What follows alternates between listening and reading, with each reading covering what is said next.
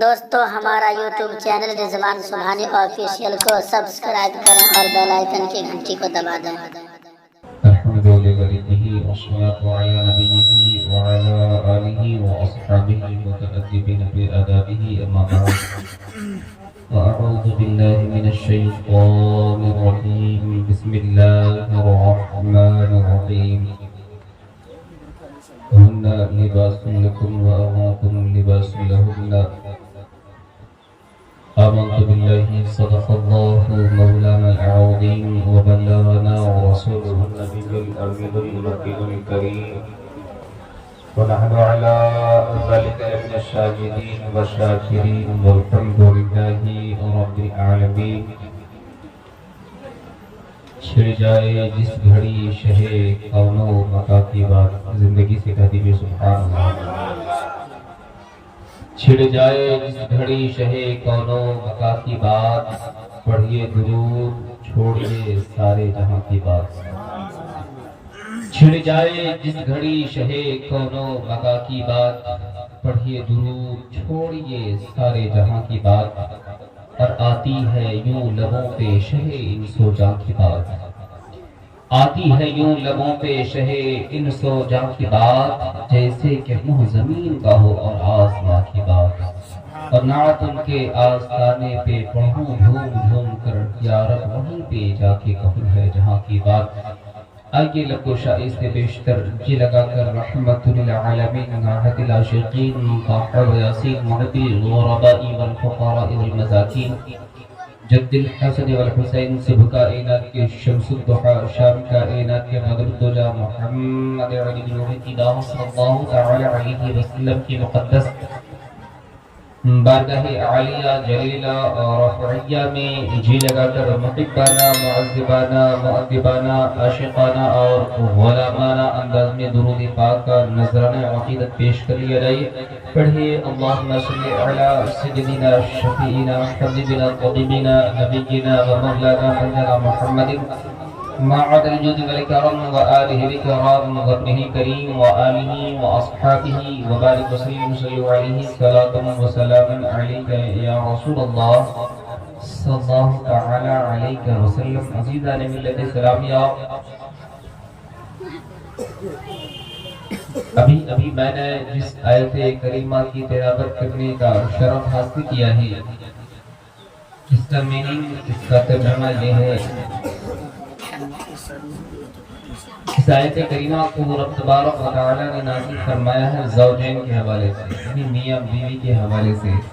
رب نے فرمایا ہن لباس لکم وانتم لباس لہن، کہ شوہر بیوی کے لباس ہے اور بیوی اپنے شوہر کے لباس ہے۔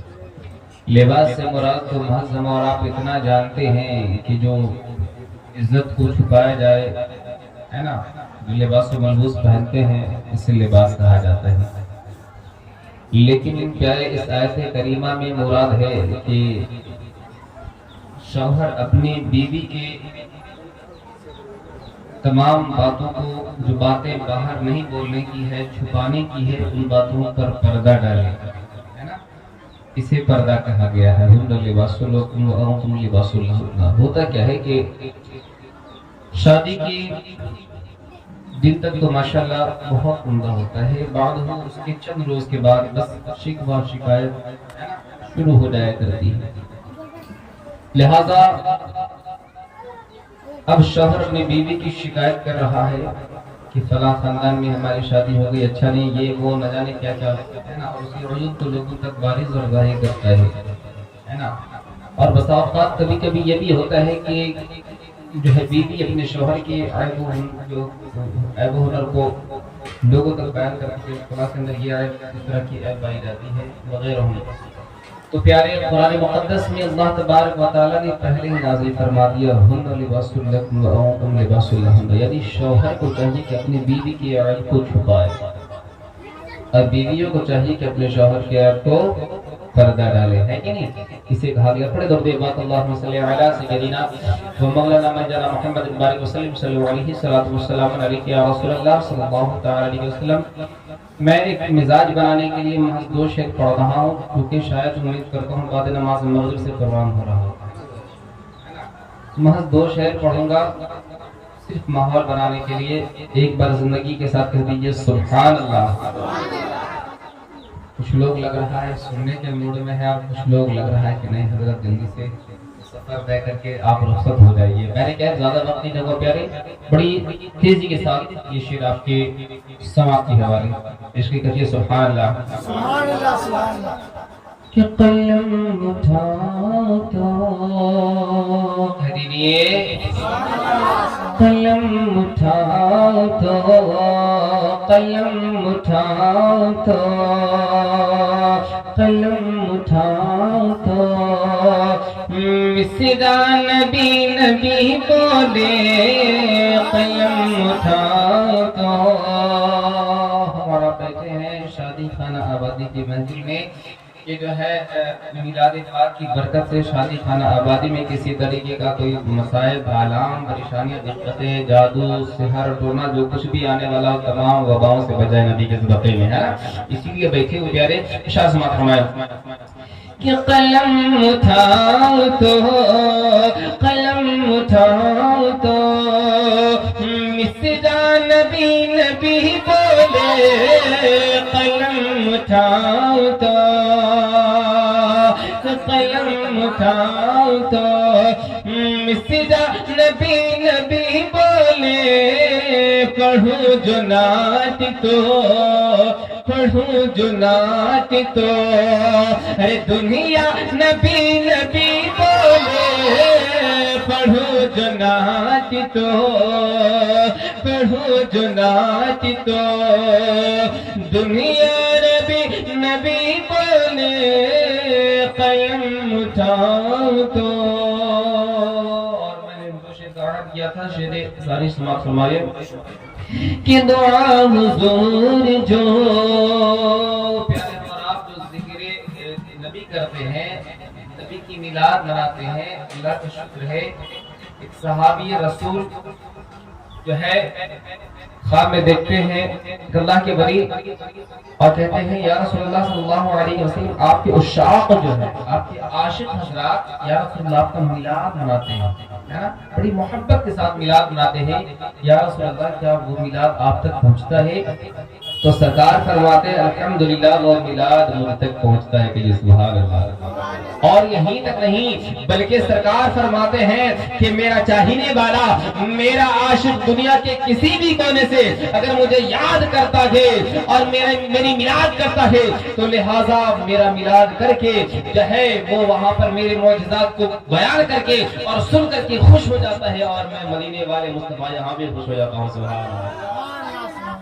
زیدان ملت اسلامیہ اللہ کے ولی جو ہے کلام فرماتے ہیں, کہتے ہیں کہ آقا سے ملاقات سے بات کیا تو سرکار فرماتے ہیں کہ میرا چاہنے والا میرے معجزات کو بیان کر کے اور سن کر کے میلاد منا کے خوش ہو جاتا ہے, اور میں مدینے والے مصطفیٰ ملاحظہ کر کے خوش ہو جاتا ہوں. سبحان اللہ. تو لہٰذا یہ ہمارا سرکار کی خوشی کے لیے کرتے ہیں, لہٰذا ہمارے نبی جب ہم سے راضی ہو جائیں گے تو رب بھی راضی ہو جائے گا. سبحان اللہ. اور نبی کو راضی کرنے کے لیے والدین کو راضی رکھنا ضروری ہے, کیونکہ جس کا مائی باپ ناراض ہے اس کے نبی بھی ناراض ہے اور اس کا رب بھی اس سے ناراض ہے. اس لیے والدین کی پہلے آپ جو والدین کو خوش کر لیجیے. شعر سماعت فرمائے کہ دعا حضور جو, دعا حضور جو بن جل زمین پہ فرما دے, دعا حضور جو کہ دعا حضور جو بن جل زمین پہ فرما دے, دعا حضور جو بن جل زمین پہ فرما دے, تو زمین کو چیر کے, زمین کو چیر کے, زمین کو چیر کے پہنچا نبی نبی بولے, زمین کو چیر کے, زمین کو چیر کے پہنچا نبی نبی بولے قلم اٹھاؤ تو. اللهم صل على سيدنا ومولانا مولانا محمد بارک وسلم صلی اللہ علیہ الصلوۃ والسلام علیک یا رسول اللہ صلی اللہ تعالی علیہ وسلم. عزیزان ملت اسلامیہ, یہ محفل شادی خانہ آبادی کی محفل ہے اور نکاح کرنا ہمارے پیارے مصطفیٰ صلی اللہ تعالی علیہ وسلم فرماتے ہیں کہ میری سنت ہے۔ سبحان اللہ۔ اور سرکار فرماتے ہیں، اللہ تبارک و تعالیٰ فرماتا ہے لقد کان لکم فی رسول اللہ اسوۃ حسنہ، رسول پاک صلی اللہ تعالی علیہ وسلم کی زندگی تمہارے لیے اسوہ حسنہ ہے۔ مطلب یہ کہ سرکار دو عالم صلی اللہ تعالی علیہ وسلم کو تم جیسے چلتے دیکھو تم بھی اسی طریقے سے چلو۔ سبحان اللہ۔ سرکار کو جس طرح تم کو بیٹھتے دیکھو تم بھی اسی طریقے سے بیٹھو، جس طریقے سے سرکار دو عالم صلی اللہ تعالی علیہ وسلم کو کلام فرماتے دیکھو اسی طریقے سے تم بھی جو ہے کلام فرماؤ، اسی طریقے سے تم بھی جو ہے اپنے اقوال و افعال کو بنا دو۔ اللہ اکبر۔ جب اس طریقے سے اپنے اقوال و افعال کو بنا لو گے، جب اس طریقے سے اپنے طور و طریقے کو بنا لو گے تو تمہارا رب تم سے راضی ہو جائے گا اور حبیب بھی راضی ہو جائے گا۔ عزیزان ملت اسلامیہ، لہذا اس عصر میں پرفتن دور میں انسان ہر کوئی یہ چاہتا ہے کہ ہم بہت زیادہ ظلمال ہو جائیں، ہے نا؟ اور حتیٰ کہ شادی بیاہ کے موقع سے اس قدر وبال آ گیا ہے کہ اس قدر یہ بہت بڑا وبال ہے، اور رفتہ رفتہ اہل ایمان بھی اس میں گرفت ہوتے چلے جا رہے ہیں۔ کہیں نہ کہیں سامنے نہ صحیح پسے پوچھ کے بس موٹی رقم لے لیتے ہیں شادی کے موقع سے، جسے تلک کہہ دیتے ہیں۔ اللہ تبارک و تعالیٰ ایسی چیزوں سے ہم تمام اہل ایمان کو بچائے، آمین۔ بچنے کی کوشش کرے پیارے، کیونکہ حدیث پاک میں ہے کہ نکاح کو آسان کرو، نکاح کو آسان کرو۔ اور عزیزان ملت اسلامی، نکاح ہر طرف بھاری ہوتے چلا جا رہا ہے۔ سب سے پیارا نکاح ہے کہ کسی مسجد میں ہو جائے، کیونکہ مسجد میں کوئی آدمی وہاں پہنچے گا بے نمازی نہیں ہوگا، پہنچے گا ٹوپی پہن کے پہنچے گا، کوئی عمامہ پہن کے پہنچے گا، نمازی پہنچے گا، غازی متقی پرہیزگار پہنچے گا، عابد و زاہد پہنچے گا۔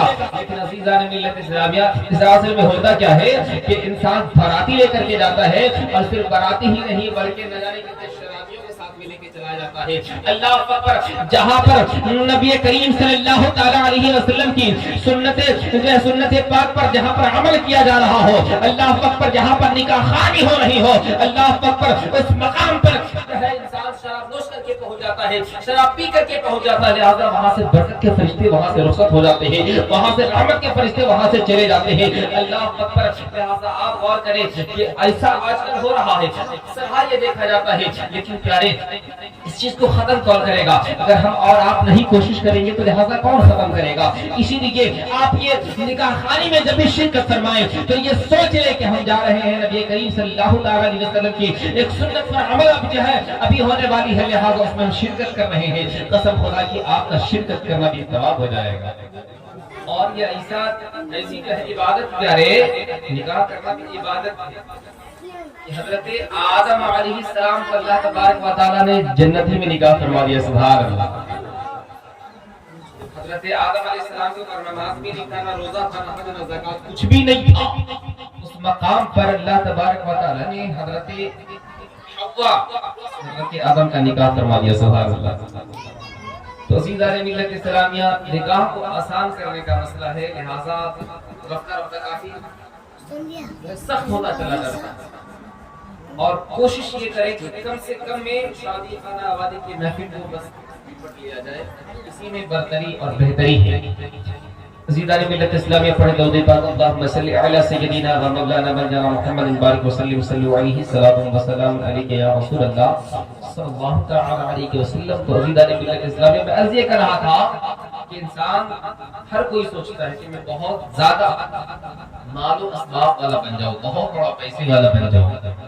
آپ تاریخ اٹھا کر کے دیکھیں، کوئی صحابی، کوئی بھی صحابی اپنے لیے دولت نہیں مانگتا۔ یقیناً جو نصیب ہے اللہ تبارک و تعالیٰ عطا کرے گا، جو قسمت میں اللہ تبارک و تعالیٰ نے لکھ دیا وہ ملے گا۔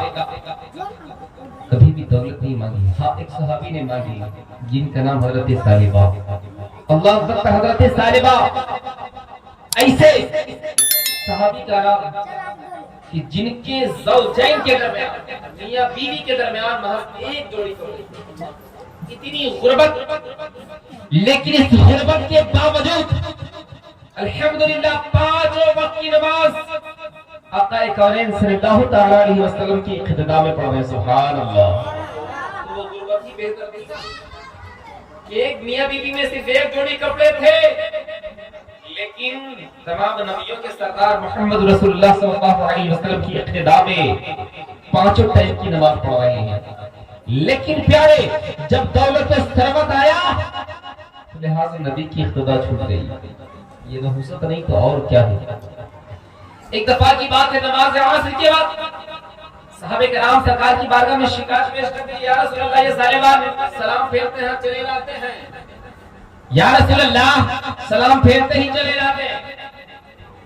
آقا فرماتے ہیں ان سے کہہ دیجئے گا کہ ٹھہر جائیں، اور اس کے بعد سرکار فرماتے ہیں ظالبہ، حالانکہ ہمارے نبی تو عالم غیب جانتے ہیں۔ تو نے فرمایا الرحمن علم القرآن، رحمان یعنی اللہ نے اپنے نبی کو علم القرآن دے دیا۔ جتنی بھی جو کچھ بھی ہے دنیا وما فیہا، تمام چیزوں کا علم اللہ تبارک و تعالیٰ نے اپنے نبی کو دے دیا۔ سبحان اللہ۔ اور ہمارے نبی کو جانتے ہیں، لیکن فرماتے ہیں سالبہ سے کہہ دیجئے کہ وہ رک جائیں، اور سالبہ جب رک جاتے ہیں اللہ اکبر فرماتے ہیں سالبہ کہہ رہے تھے کہ آپ سلام کہہ کر کے گھر چلے جاتے ہیں۔ کہا یا رسول اللہ میں قطعی نہیں چاہتا تھا کہ میرا یہ راز فاش ہو جائے، میرا یہ راز کھل جائے، لیکن یا رسول اللہ جب راز کھل ہی گیا ہے تو مجھے بدلے میں کچھ عطا کر دیجیے۔ سبحان اللہ۔